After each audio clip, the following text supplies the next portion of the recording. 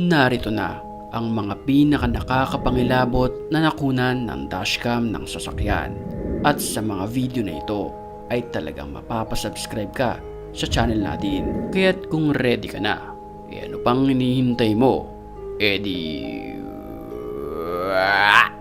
Tara na!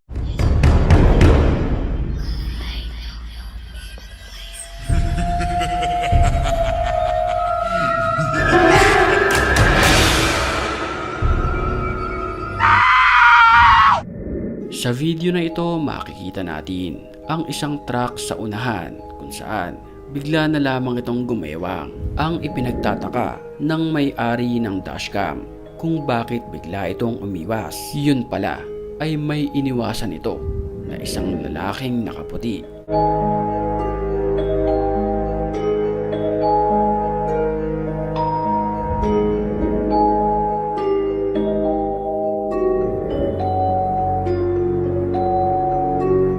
Ayon sa truck driver, bigla itong sumulpot sa kanyang harapan, kaya't bigla siyang nataranta. Buti na lang ay hindi niya ito nasagasaan. Dahil sa nangyari sa biglaang pagsulpot sa kalsada, pinapaniwalaan ito na hindi ito tao, kundi isa itong ligaw na kaluluwa.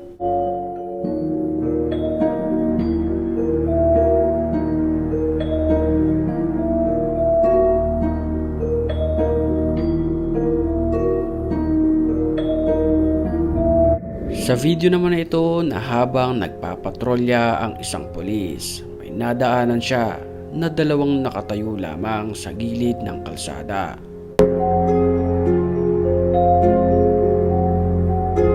Mapapansin sa video na nakasuot ang dalawa ng costume na pang-clown. Ang hindi malinaw ano ang kanilang layunin dahil creepy ang kinikilos ng dalawang ito. Binaba ito ng pulis at pinosisyon sa gilid ng kanyang mobil.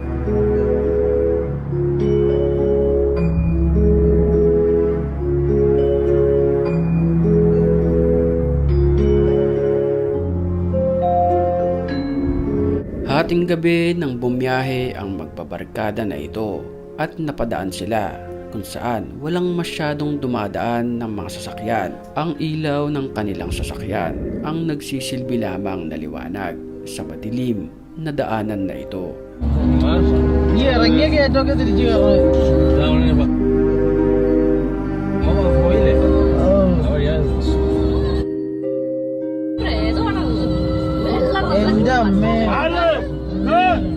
Habang nagkwekwentuhan ang magbabarkada, ay may nakunan ang kanilang dashcam ng isang babaeng nakaputi sa bandang kaliwa ng kalsadang ito.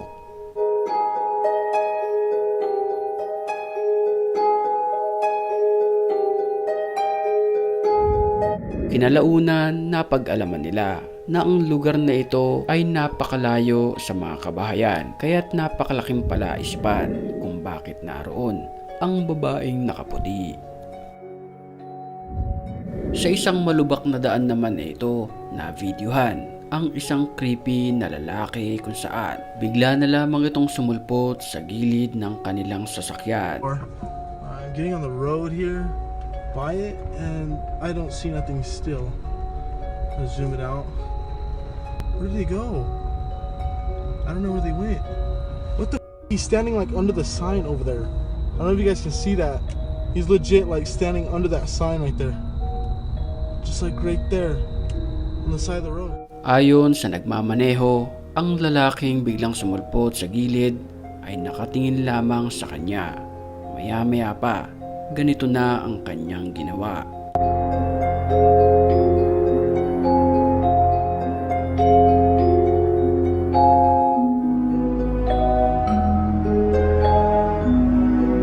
Hindi na nakunan ng video ang mga sumunod na pangyayari, pero ayon sa driver, gustong-gustong pumasok ng lalaking nakaitim sa kanyang sasakyan.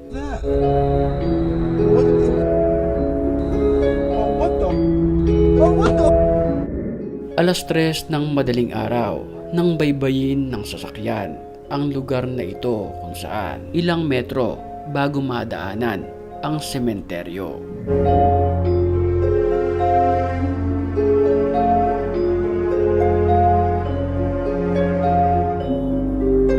Swabe lamang ang takbo ng sasakyan sa mga oras na iyon at pagliko ng kurbada, ito na ang hindi nila malilimutang karanasan sa buong buhay nila.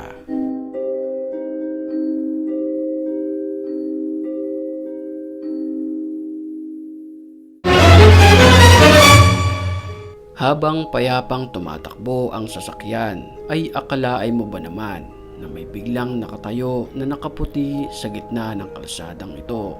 Iniwasan nila ito at biglang nagmadali sa kanilang pagmamaneho. Bago tayo magpatuloy ay matinding shoutout muna tayo sa ating mga certified matapang.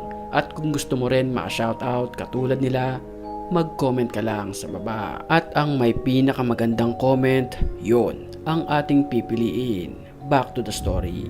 Napakalaking palaisipan naman matapos makunan ng dashcam na ito ang nakakapangilabot na mga nilalang na hindi malinaw kung ito ba ay mga ibon o mga insekto at ano ang matinding dahilan kung bakit ito nangyari sa kanyang harapan.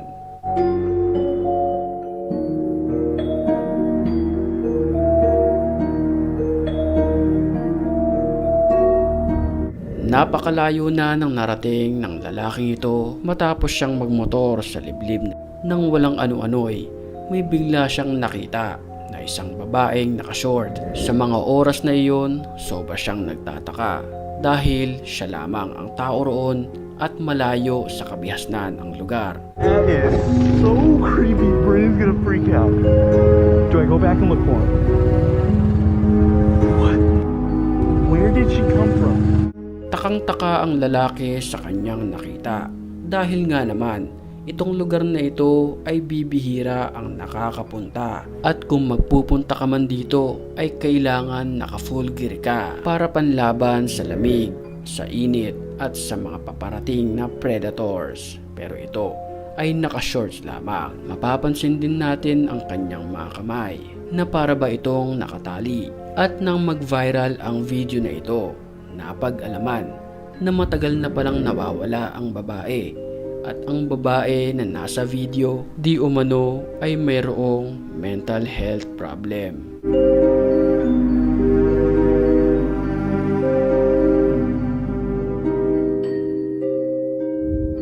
Halos ayaw naman dumiretso ng driver ng sasakyan na ito dahil sa kanyang nakikita sa banda roon na para bang may nakatayo na nakaputi sa gilid kung saan siya daraan. Dahil no choice ay diniretso niya ito. Napag-alaman na ang lugar na ito ay napakarami ng insidente ng pagpaparamdam, partikular ang mga white lady.